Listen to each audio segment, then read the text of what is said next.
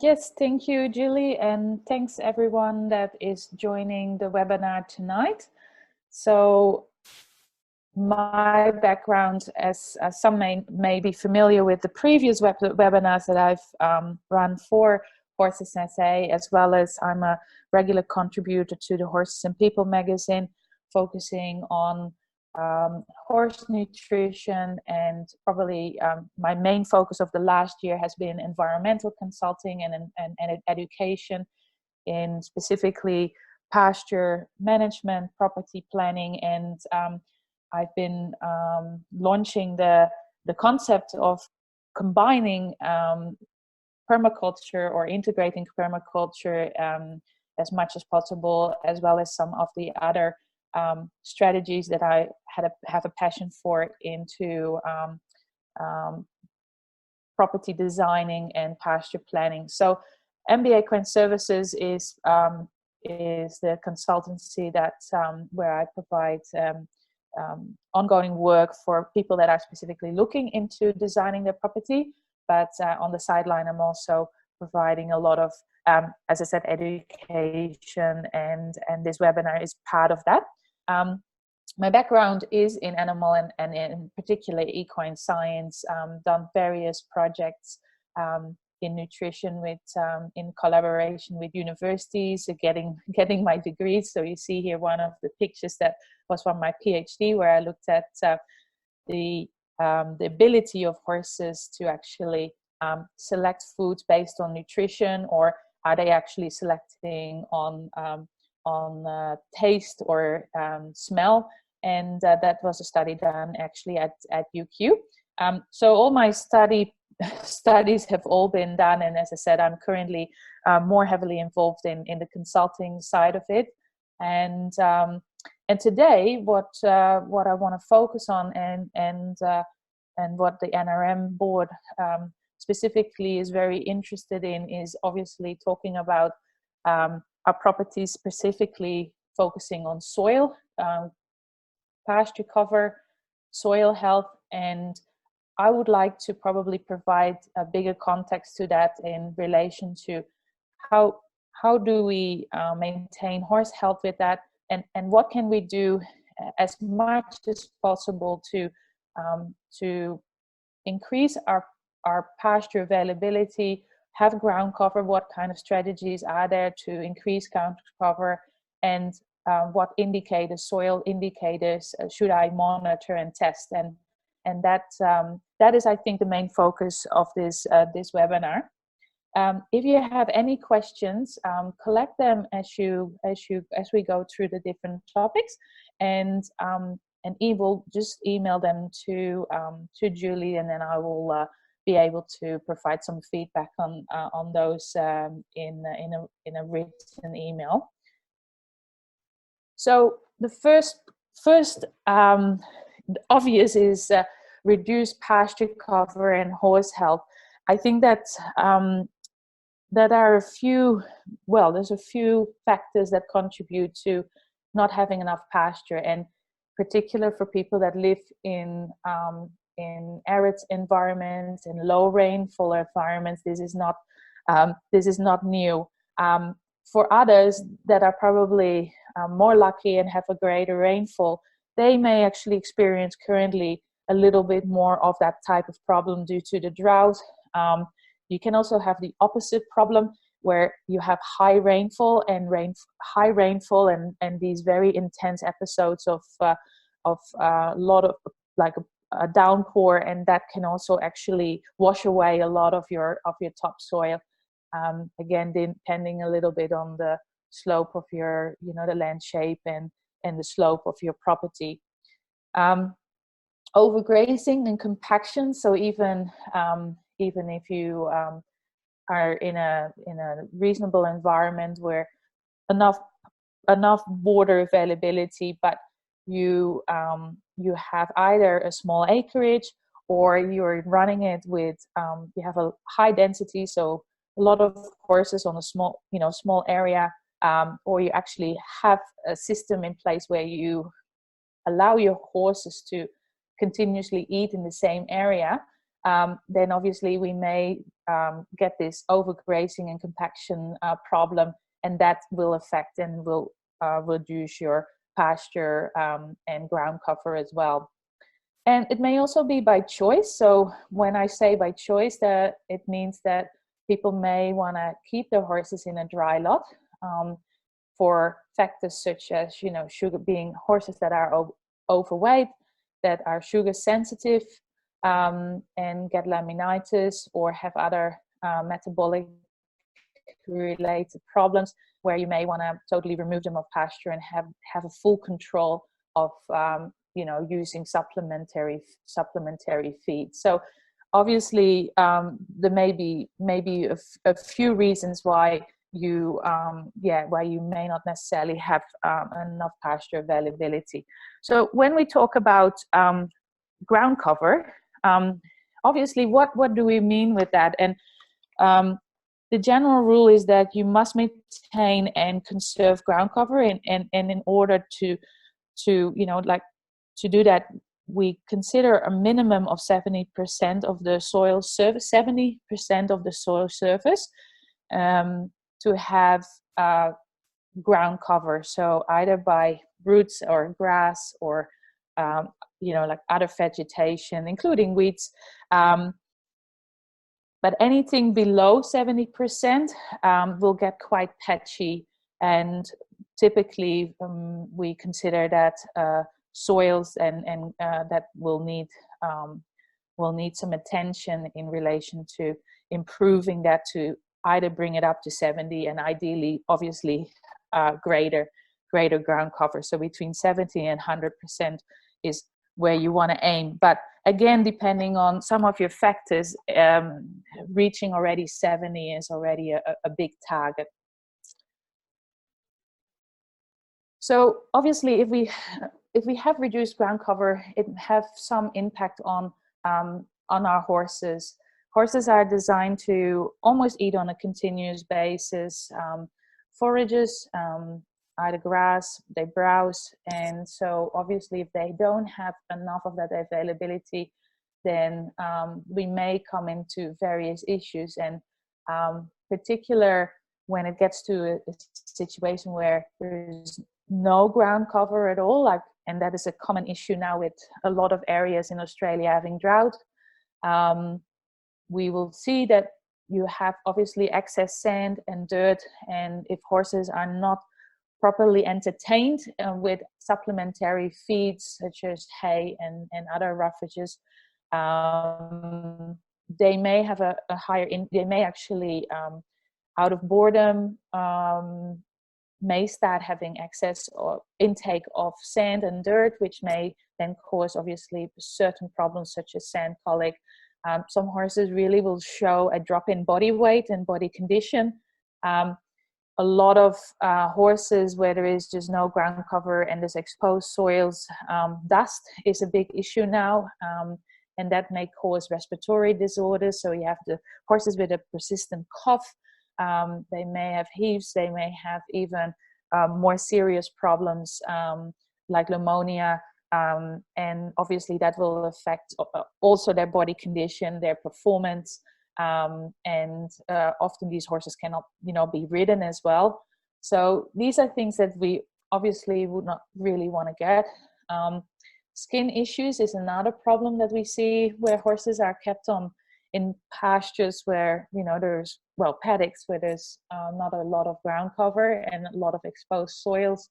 You will get these soils have bacteria and have fungus, and if they are not in an environment where there is a large soil food web, you can get, and I will talk about that very soon, you may get a high amount of certain organisms that will take over, and typically they are pathogenic, and they can cause quite serious issues for horses with sensitivity on the skin. So on the feet, it may also be on the body of the horse.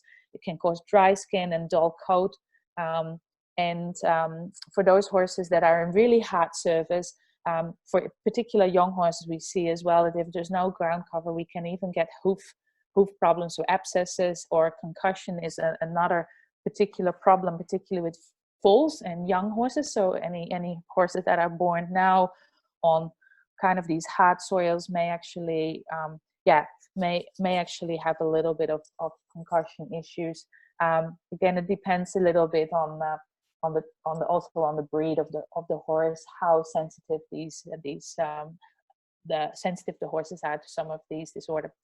In relation to the most common problem that people may deal with is obviously the sand collect. So one of the things that to keep in mind is the way to eliminate sand or dirt from the digestive system is a lot of roughage. So you need to really, if you don't have enough availability of pasture or roughage, you have to kind of select feeds that have a high stem ratio. So anything that is a bit too fine, animals may not necessarily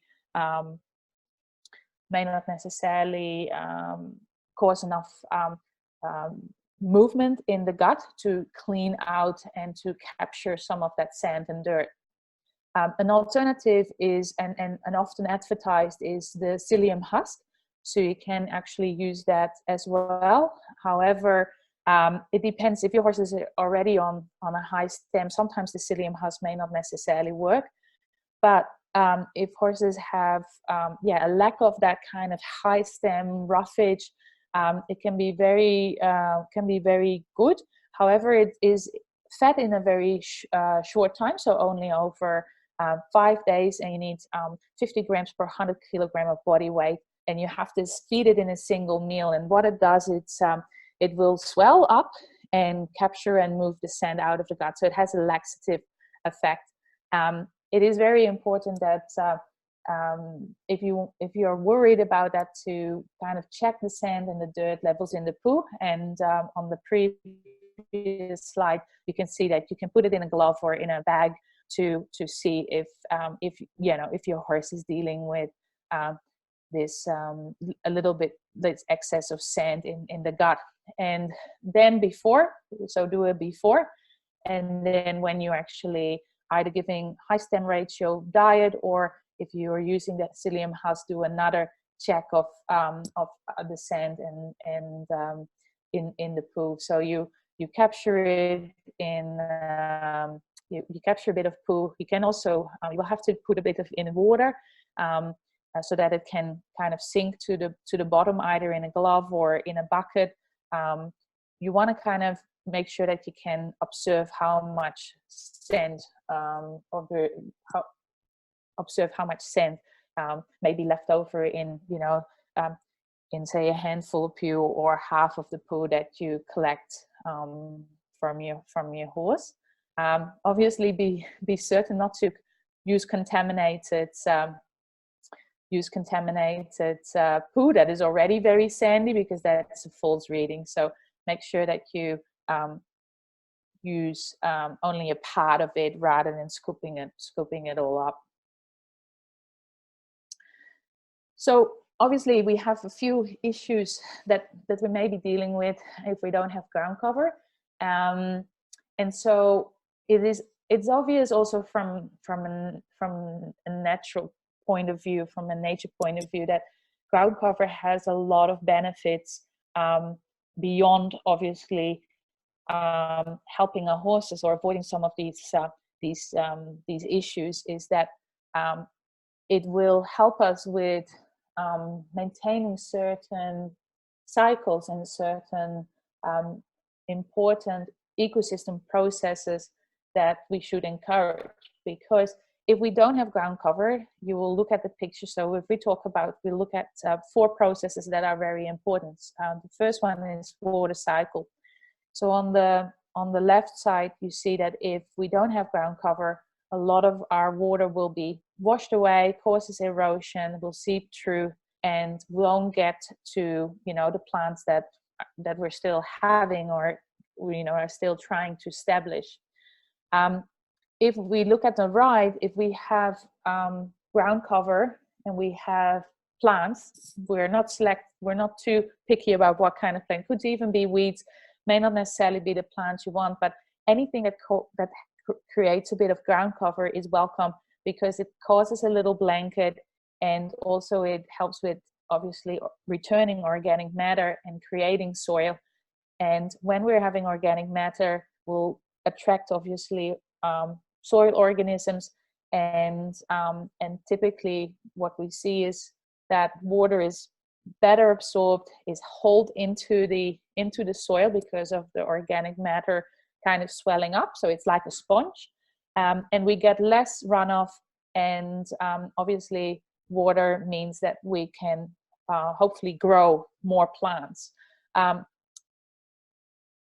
Also, it works in a similar way for nutrients. Obviously, to have plants growing, we also need a nutrient input. And so if we have on the left side no ground cover, again, you will see that nutrients are kind of run off or seep through the soil. Whether if we actually maintain any ground cover, we actually be able to capture that, roots can capture that, and obviously the plants will be able to utilize that to obviously strengthen their own survival, as well as hopefully producing more plants so that we get more ground cover. The third process, and I already addressed that a little bit, is soil organisms. If we have a soil that is not healthy and it has no ground cover, what we often see is that you get kind of your pioneer species that can adapt to those kind of very harsh environments. So you see, you know, your accumulation of thistles, you see pathogens typically accumulate in high numbers. So that is, if you look at the little graph, it's on the left. So you will have low diversity of species and you will have a high population, and typically those will always tip the balance and cause issues. As I said, respiratory, bacteria and fungi that may then be in the soil that can cause these problems for your horses. Obviously, excess of particular plants such as your weeds that may cause issues, such as your soursop in your area is a big issue.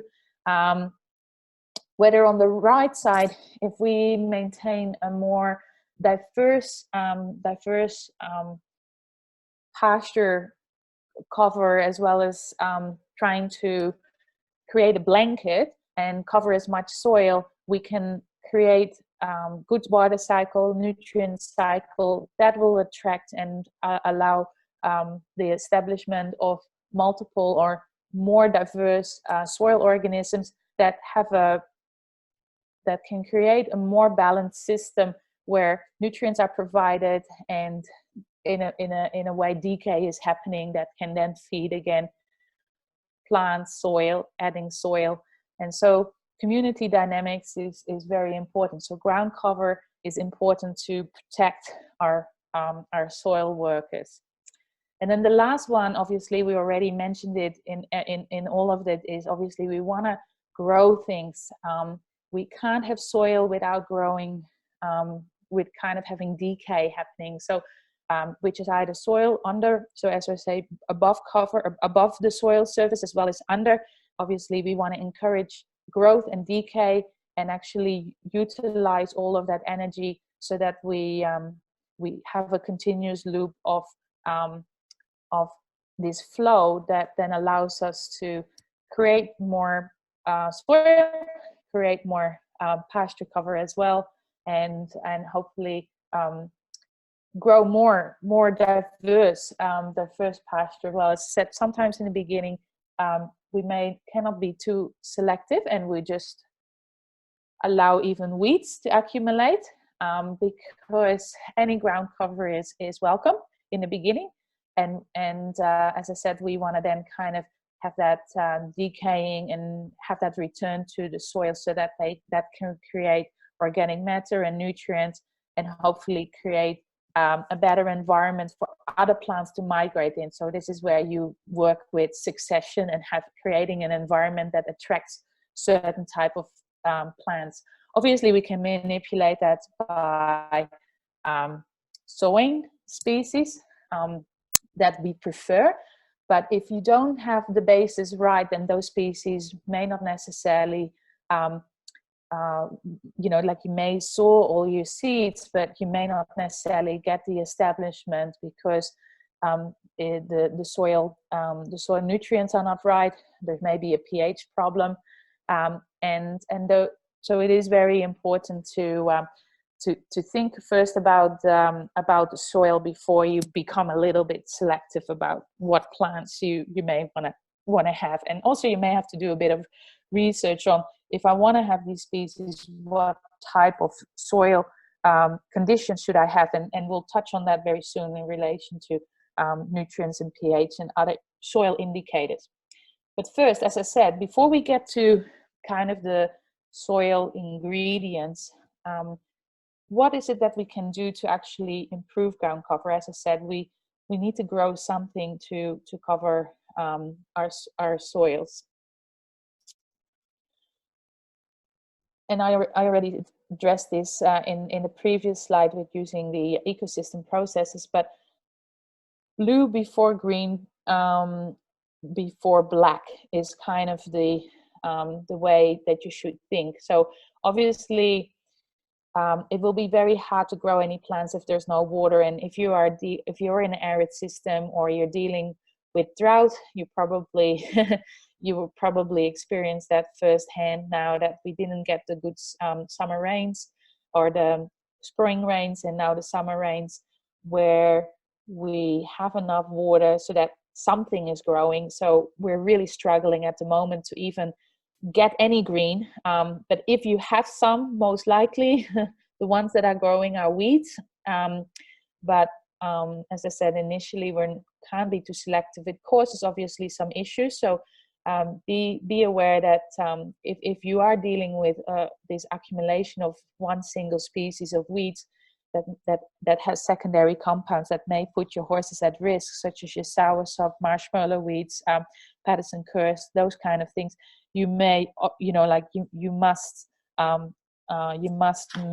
remove these horses from those type of pastures and may have them in a dry lot situation that is free of those type of weeds, and do some pasture improvement on those specific areas. But ideally, we do want to use these weeds because they are plants, and if we can slash them and let them decay, they can be returned back to organic matter. And typically, these weeds are quite high accumulators of certain minerals. So it will add also to our mineral balance to have these kind of plants returning to organic matter or like a mulch. Which brings me that we have a few tools, and not per se one is a magic bullet, and obviously depending in your environment, some of these may not necessarily be even possible to do. But one of the main things that probably limits us to grow also more ground cover is compacted soils. And I've been talking about it in many articles and highlighted that kind of deep ripping techniques using the Keyman Yeoman's keyline plow may be an option to decompact some of these decompact some of these soils before you even consider some other pasture techniques. But again, not always possible for each environment. So you may want to kind of do your homework if that is something that can be done in your environment, and also on your land shape. The most easiest that I already addressed with the weeds is probably slashing even of weeds, plants, and bringing that back to a mulch. And then the third one is actually adding mulch. So either old hay and anything that it's kind of function as like a carbon source that you can add to certain pastures. It may even be like fine wood chips that decompose really easily, and then you may even think about re-sowing. But again, as I said, it depends a little bit on the conditions, sometimes resowing may not necessarily be very successful if you're very specific about a species. So you may want to resow with something that establishes really well, and then you do after that a succession plan on what you may want to have as a preferred end species of pastures. Composting or adding manure to areas is a good way to obviously cover the soil, to already avoid some of the erosion by wind, and composting is probably quite difficult for smaller holders. So, but adding manure and spreading manure in pastures where horses have been, and you're generating pastures is a good way. And I'll show it with a slide as well, that even without sowing, you can actually establish quite quickly some pasture again if the conditions are right, and you have obviously water availability, which may be a bit tricky. Biostimulants, if you're using any biostimulants such as your fertilizers or soil conditioners, again, you are very linked to when there is rain, because they need to kind of be soaked into the soil so that they can reach our soil workers, that they get that feed, that they start to get active, that they start to reproduce, and that they obviously create quite a lot of activity in the soil for breaking down organic matter and adding soil to our pastures. And then obviously the final one is where we try to manage what we have. Even if you're in drought and you have a little bit of availability, you still need to, even in winter, you still need to think about a rotational grazing plan. Again, if rotational grazing is very limited due to space, then you may need to have horses in a dry lot situation and rotate when provide access to these pastures more on a restricted basis or a time basis, but where possible, avoid set stock grazing of all your paddocks. As I said, a dry lot may still, or like a sacrifice area, may still be required because of either you're dealing with weeds, sugar sensitive horses, or you just really are limited with availability. But where you can, and you have, you can actually subdivide your property. Make sure that you do a rotation plan, even if there is not much cover. You want to kind of try and avoid also heavy trampling and compaction continuously in one spot, because as soon as you have compaction, growing grass and even sometimes weeds find it hard to even establish in those areas. So what you can do is mulching those areas. Obviously, decompacting those soils will be ideal, but not everybody has the availability to do that mechanically, or the soil type may not allow for that. Due to being very granite, lots of stones, then the keyline plow obviously won't work.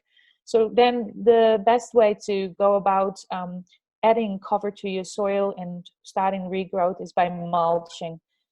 Probably very hard now to consider like any old hay or any old straw or wood chips to be used for wood chip, probably less, but to actually have some of your roughage being used for creating soil, considering that in drought these hay bales and lucerne and anything that can be used as fodder is quite expensive now.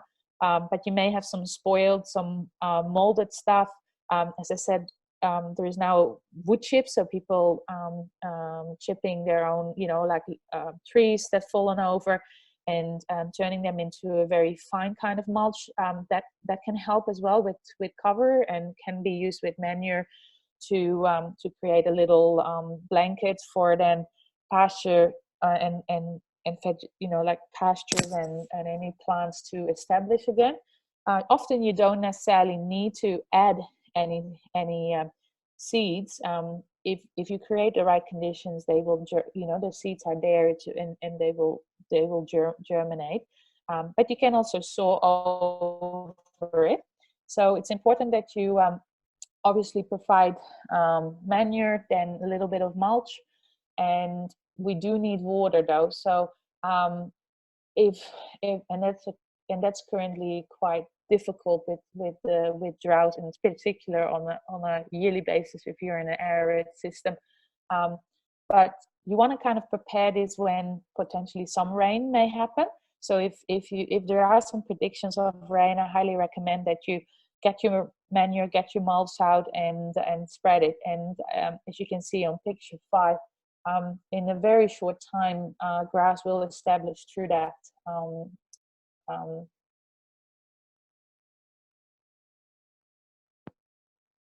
Leaf management, leaf area management is very important, as I highlighted. If you have a bit of grass, even if it's brown now and looking quite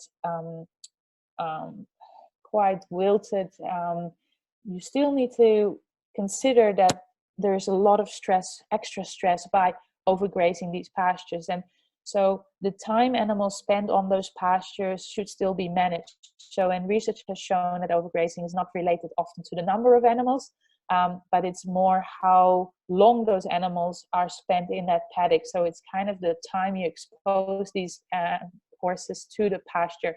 So again, where possible, even during these kind of drought conditions or during winter, just because the grass, you know, is not growing, or we still need to be able to rotate our horses and allow these pastures to recover as much as what they can with the water availability, or at least to reduce some of the stresses. Because if you allow too long these animals on the pastures, they obviously will graze them very short, and anything that is grazed short will also lose the also that length in roots. So anything above ground is mimicked underground, and you will lose a lot of that organic matter, and also having, for those plants, that when the environment is right, that they can take up the water to kickstart. So having some leaf area is very important. So we say for temperate grasses no lower than 4 to 5 centimeters, and for tropical grasses 9 to 10 centimeters. And you either use like a rotational strip grazing kind of technique. You can use mobile fencing. You may already have permanent fencing, but it is very important to rotate animals where possible, even in winter, and even if in drought. Monitoring soil health. So obviously, we need to kind of look at some of the components of our soil composition, because if soil is deficient on certain things, it will make it harder, obviously, for certain plants and ground cover overall to establish. So compaction is probably the first one that is the main problem. And then there are obviously a few other issues. Is obviously lack of compaction typically limits a lot of things.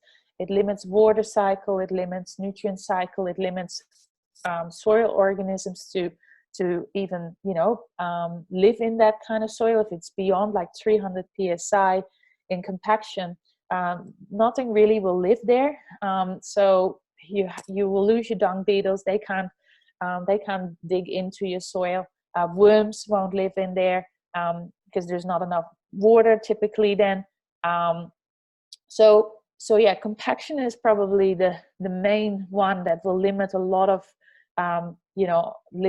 limit a lot of ability to grow pasture, and is typically also clearly deficient in nutrients. So there's a lot of do-it-yourself tests because everything is about observation. So taking a little bit of soil from your pasture, from different areas. So using a shovel, or you can actually have like a there are some different probes that you can use as well to look at that can take samples, and you can have a look and look and feel and really look at different components such as your organic matter. Is it crumbling? Does it fall apart? Are there any soil organisms? Is there any plant residues? Is there any root development? So a lot is actually, you can do yourself. You don't necessarily have to send it to a lab to get those kind of results. However, when it comes to pH, you can also do your own test before you send it to a lab. But pH is very important because it limits, it provides an environment for certain nutrients to be taken up by the plant, and if it's either too acidic or if it's too alkaline, what we see is that you will get a deficiency in some of these nutrients. So if you look at the graph, if it's acidic, most of the major nutrients will be deficient. So when we talk about major nutrients, it's like your nitrogen, your potassium, sulfur, calcium, magnesium. And if you're having a very alkaline soil, then you will see typically a deficiency in your trace minerals. So these are what they call the macronutrients. Plants need them, and animals need them in a very minor amount, such as copper, cobalt, zinc, magnesium. Whether the macronutrients are the ones that typically plants as well as animals need in greater amounts to sustain themselves, to be able to make more plant material, to grow more plant tissue, or for animals to obviously sustain their cell metabolism. So if it's too high, too low in pH, nutrients can affect the plant growth, and it's very important that that you have a look at your pH. As I said, you can do it yourself test. So you can actually take some soil, so like approximately a cup of soil, and you can actually use baking soda and vinegar to test if you're dealing with an acidic or an alkaline or soil. And for this test, what you do is you take a little bit of soil, say 1 cup, and you put approximately 2 spoons into separate containers, and then you add half a cup of vinegar to the soil. And if it fizzes and it makes bubbles, you have alkaline soil, which is typically between a pH between 7 and 8. If it doesn't fizzes, you will do a test with distilled water, and you add actually some baking soda. And if it fizzes with the baking soda, so you do similar, like you have 2 spoons of soil in a separate cup. If you add half a cup of baking soda, it will and it fizzes, it means that you have an acidic soil, and typically that means that your pH is between 5 and 6. So you can also do another test, which is the cabbage test, but you will actually have to use cabbage and actually simmer it and actually drain the sap, and then with the sap you can then add that to your soil. And depending on the color, you can determine if your soil is as acidic or if it's alkaline. So it will become like blue purple if it's kind of more alkaline, and it will become like pink when it's acidic. So those are the, so you can just Google for more information these type of tests. So it is the vinegar and baking soda test, or the cabbage water test. If that sounds a bit too much, obviously there are also kits that you can buy online, and you can just do a home test. So, but these can be pretty fun to do, and doesn't cost you too much. These are the ingredients that you probably already have at home. But as I said, you can also do these home kits. And if you want to go one step further, is that you actually get your soil analyzed by a lab. So you take your samples and you're sending it to a local lab. It's important that you research which lab they, because ideally you want to work with local labs that are used to the references around your area, to be able to determine where your soil sits on the reference, because they use typically a state, like a reference where they look at, is your soil low or high in relation to you know, for the type of soil in your area. So you can see here there's a soil test where they actually give bars of the nutrient status. So they say low, medium, or high, and they have also an ideal range there, and they measure that. So your level and the ideal level is then measured, and they can then link it to if it's within range, or if it's outside the range, if it's deficient or in excess. And this can help you with getting a better idea of the whole profiles of which nutrients are available, and which are macronutrients or macro and micronutrients may be deficient, and that can give you also indication then what you may have to do on your property. So when possible, it's important that you manage your soils, that you try to monitor what you currently have, do rotation management, have a look into different techniques or tools that can help you with increasing ground cover, such as mulching. You may be able to do some decompaction if you have the mechanical, the mechanical equipment, or if you are willing to spend the money on contractors.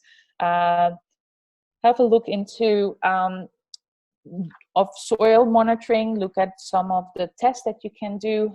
Either do it yourself, or have it sent to a lab to just get an idea of what you may have to improve. You can also work with local consultants, as in what type of input you may have to do, either with fertilizers or with lime. But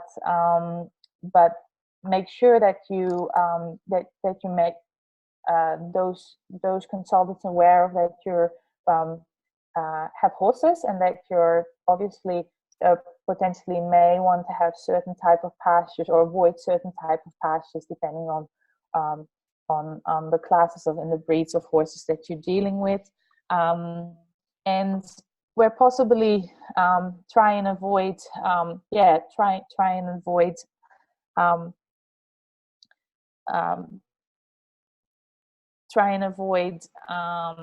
horses compacting and overgrazing pastures. And I think that's pretty much brings me to the end. If there's any questions about this, about specific areas, as I said, please collect them and email them to Julie, and then I can provide some more response to these. However, I think that a lot of this feels like it's pretty straightforward and simple, but can be very hard, considering that we're dealing with difficult times with drought, and also if we're in arid systems, you may feel that you never get to that 70% ground cover. All you can do is do your best in understanding the natural systems, and in the right times do some of these kind of extra things in pasture improvement and soil management to get some growth happening. If there is any further workshops, they will be on the Horse SA website. And if you want to have a little bit more information about some of the pasture development techniques, I have a permaculture booklet that talks that discusses a little bit more in detail. For instance, the compaction and pasture improvement, as well as pasture planning and grazing planning for horses. Yeah, thanks for listening in,